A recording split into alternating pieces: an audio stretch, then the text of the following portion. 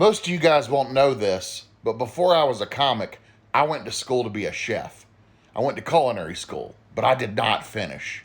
And I like to tell people, because I didn't finish, that I have 3/4 of a culinary degree, which is really meaningless. It doesn't even mean anything on paper because there's not a piece of paper. From my personal experience, here's what you can do with 3/4 of a culinary degree. You can get told every day that you look like the real life Pillsbury Doughboy, which is what the delivery room nurse said about me when I was born. You can get relentlessly roasted for burning Bisquick pancakes.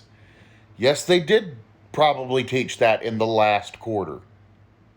You can get mocked relentlessly for going to the grocery store and saying things like, I need to get inspired by these ingredients.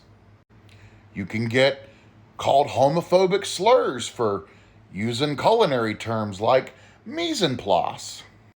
You can know what produce is in season and have no one else that cares.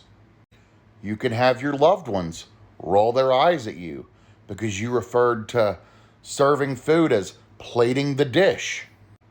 You can find out the hard way that you don't like cooking in a professional setting and you'd much rather tell jokes about your wiener for the rest of your life. So you pursue your comedy career more seriously, and then like 15 years goes by and you realize, the game has changed. You can't just be a comedian anymore. You got to be a content creator. You got to be an influencer. You got to have followers. Ben, how are you going to get those followers in?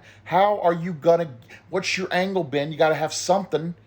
And so you realize the only thing you really got is your culinary knowledge from that 3/4 of a degree you have and your years of being a fat ass. And this culinary cooking food knowledge is the only boat that's going to get you across the ocean so you can sell more tickets and play bigger venues and be more successful and make a lot more money as a comedian. Thank you guys for watching my content. Holy shit.